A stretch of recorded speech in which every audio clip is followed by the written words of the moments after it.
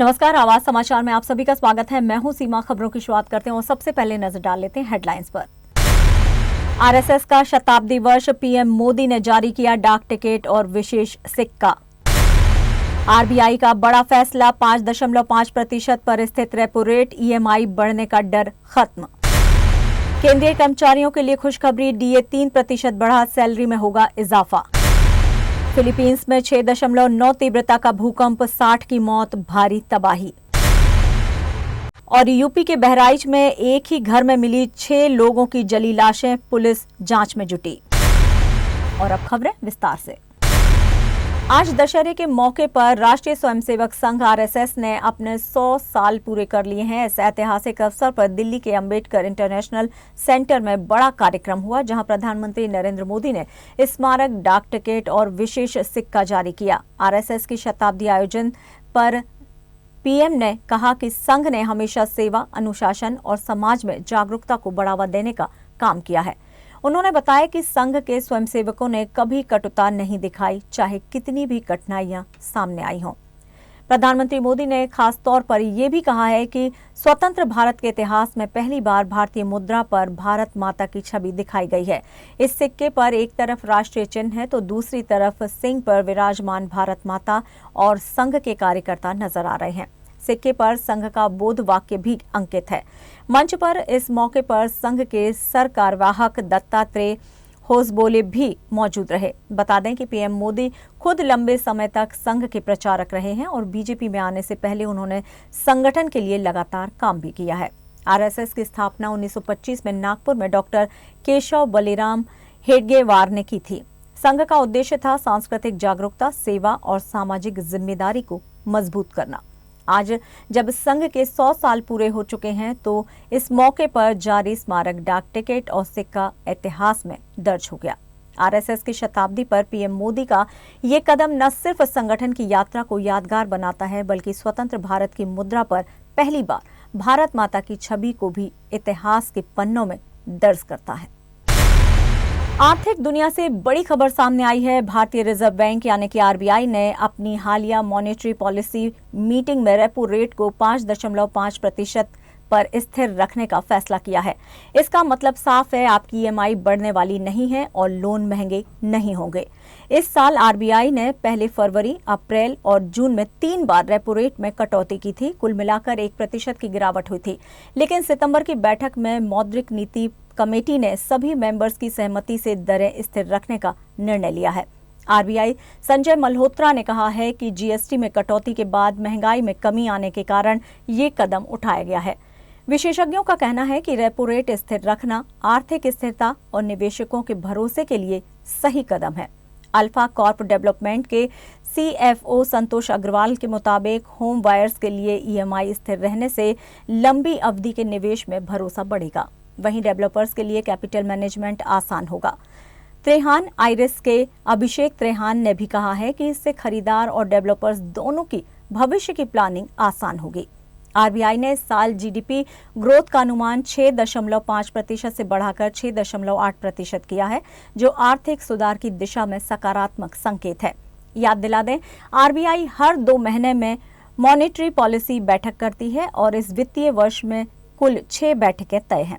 तो साफ है कि रेपो रेट स्थिर रहते हुए न सिर्फ आम लोग अपनी ईएमआई की चिंता से मुक्त हैं, बल्कि निवेशक और डेवलपर्स भी भविष्य की योजनाओं के लिए आत्मविश्वास के साथ आगे बढ़ सकते हैं।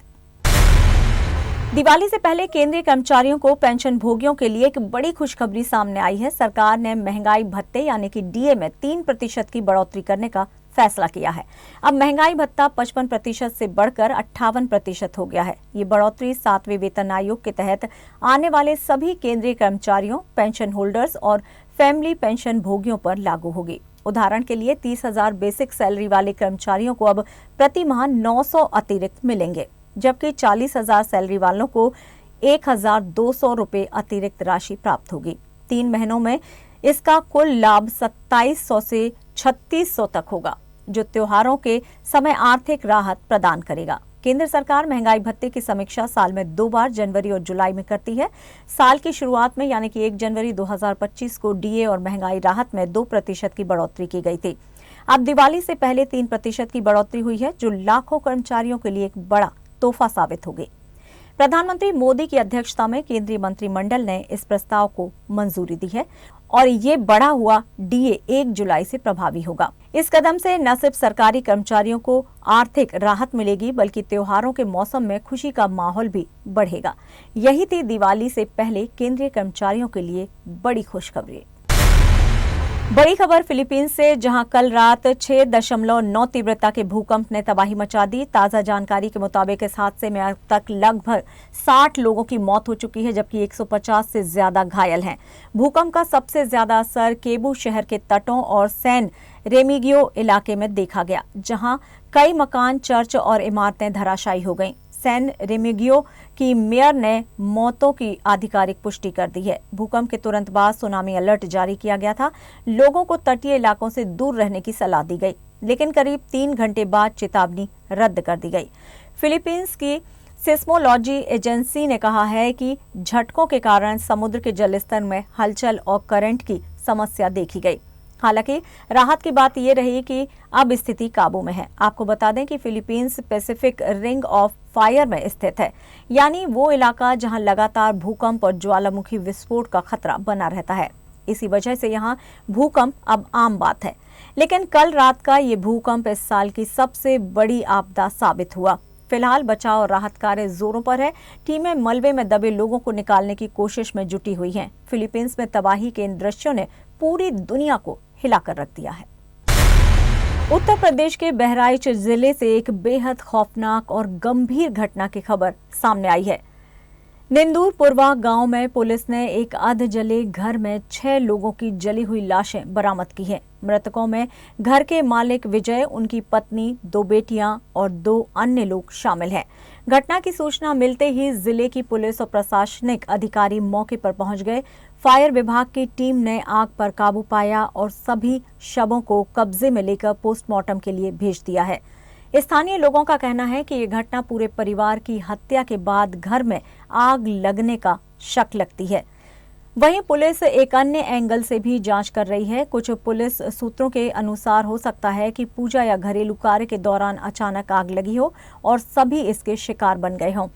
पुलिस पूरे मामले की तह तक जाने के लिए परिवार और पड़ोसियों से पूछताछ कर रही है। साथ ही घर के अंदर भी सुराग तलाशे जा रहे हैं। अधिकारियों का कहना है कि जांच पूरी होने के बाद ही मौत के असली कारणों का पता चल सकेगा। फिलहाल बहराइच की इस घटना ने पूरे इलाके में सनसनी फैला दी है। खबरों में यहाँ लेंगे एक छोटा सा ब्रेक। आप बने रहिए हमारे साथ।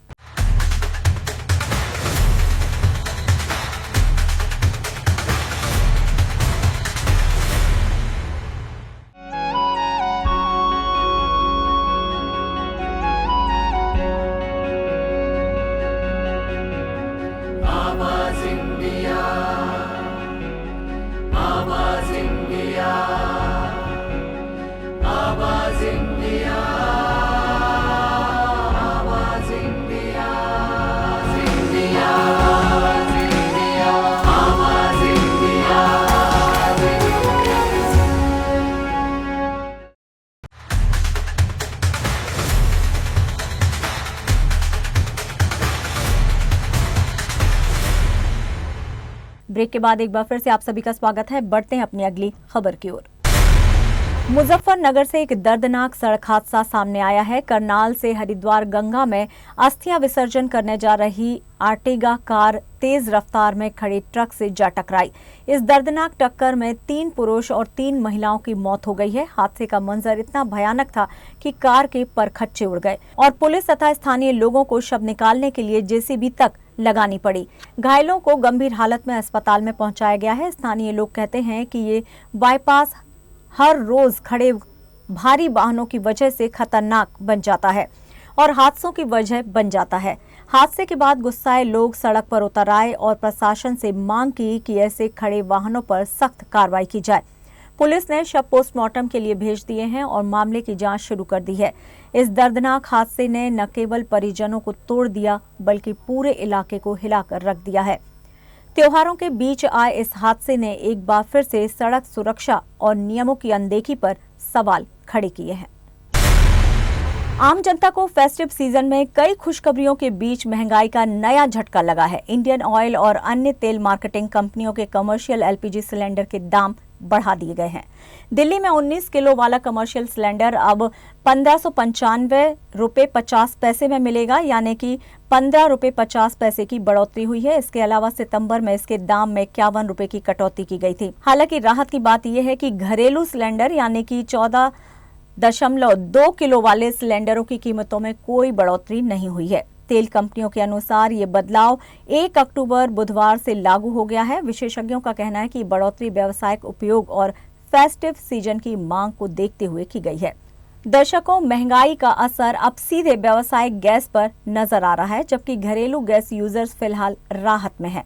इस बढ़ोतरी के साथ ही बाजार में कारोबारियों और रेस्टोरेंट जैसी जगहों पर भी सिलेंडर की लागत बढ़ सकती है। शारदीय नवरात्रि के 9वें दिन महानवमी के अवसर पर दिल्ली की मुख्यमंत्री रेखा गुप्ता ने शालीमार बाग स्थित राजकीय बालिका माध्यमिक विद्यालय हैदरपुर में कन्या पूजन किया। इस अवसर पर उन्होंने बेटियों की महत्ता पर प्रकाश डालते हुए कहा कि हमारे देश में बेटियों को मां का स्वरूप माना जाता है। उन्होंने कहा कि बेटियों में ही देश और समाज का उज्जवल भविष्य है। सीएम ने यह भी कहा कि अगर हम बेटियों को आगे बढ़ने का मौका देंगे तो देश तेजी से तरक्की करेगा। कन्याओं के सम्मान में आयोजित इस कार्यक्रम में स्कूल की बच्चियों ने भी मुख्यमंत्री से खुलकर बातचीत की। मुख्यमंत्री रेखा गुप्ता ने बच्चों की बातों को सुनकर भावुक प्रतिक्रियाएं दी और कहा कि दिल्ली सरकार हमेशा उनके साथ खड़ी है। उन्होंने ऐलान किया कि सरकार जल्द ही हौसलों की उड़ान नामक एक नई पहल शुरू करने जा रही है, जिसका उद्देश्य बेटियों को आगे बढ़ने के लिए प्रेरित करना है। उन्होंने दोहराया कि बेटियों को सशक्त बनाना ही सरकार की प्राथमिकता है। कार्यक्रम के दौरान स्कूल परिसर में उल्लासपूर्ण माहौल देखने को मिला। इस पहल को स्थानीय लोगों और शिक्षकों ने भी सराहा। सीएम ने बच्चों के उज्जवल भविष्य की कामना की। भाजपा अल्पसंख्यक मोर्चा के राष्ट्रीय अध्यक्ष जमाल सिद्दीकी ने राष्ट्रपति द्रौपदी मुर्मू को पत्र लिखकर आरएसएस के संस्थापक डॉक्टर केशव बलिराम हेडगेवार को मरणोपरांत भारत रत्न देने की मांग की है। उन्होंने हेडगेवार को स्वतंत्रता सेनानी और राष्ट्र निर्माता बताते हुए कहा कि उनका योगदान देश के लिए ऐतिहासिक रहा है। सिद्दीकी ने लिखा है कि ये सम्मान युवाओं को देशभक्ति की प्रेरणा देगा और राष्ट्र निर्माण में लगे स्वयंसेवकों का हौसला भी बढ़ाएगा। आपको बता दें कि आज प्रधानमंत्री नरेंद्र मोदी भी आरएसएस के शताब्दी समारोह में दिल्ली के डॉक्टर आम्बेडकर इंटरनेशनल सेंटर में मुख्य अतिथि के रूप में शामिल हुए हैं। इस दौरान उन्होंने आरएसएस के योगदान को दर्शाते हुए एक विशेष डाक टिकट और स्मृति सिक्का जारी किया। मन की बात में भी पीएम मोदी ने हेडगेवार की प्रेरणादायक यात्रा का उल्लेख किया और बताया कि 1925 में जब आरएसएस की नींव रखी गई तब देश पर गुलामी की गहरी छाप थी। उन्होंने कहा है कि उस समय भारतीय समाज आत्मसम्मान और पहचान के संकट से जूझ रहा था। ऐसे में हेडगेवार ने संगठन बनाकर नई दिशा दी। पीएम ने गुरुजी द्वारा संगठन को आगे बढ़ाने की भी सराहना की। अब देखना होगा कि राष्ट्रपति इस पर क्या फैसला लेती हैं। और आवाज समाचार में यहाँ लेंगे एक छोटा सा ब्रेक। आप बने रहिए हमारे साथ।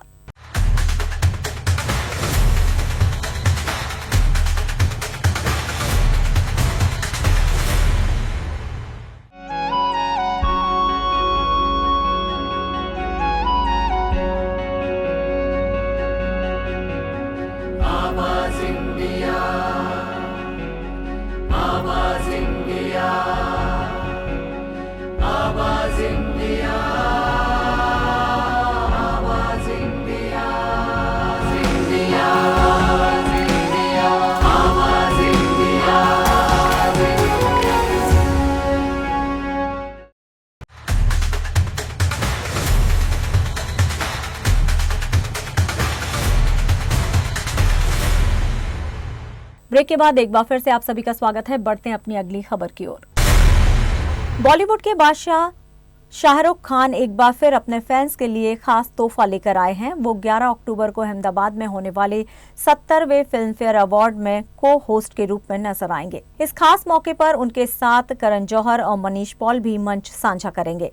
शाहरुख ने अपनी भावनाएं साझा करते हुए कहा कि फिल्म फेयर उनके लिए सिर्फ एक अवार्ड नहीं बल्कि यादों और जादू से भरा एक सफर है। उन्होंने वादा किया कि ये रात हंसी, भावनाओं और सिनेमा के जश्न से भरपूर होगी। शाहरुख लंबे समय बाद फिल्म फेयर के मंच पर लौट रहे हैं, जिससे फैंस की उत्सुकता और भी बढ़ गई है।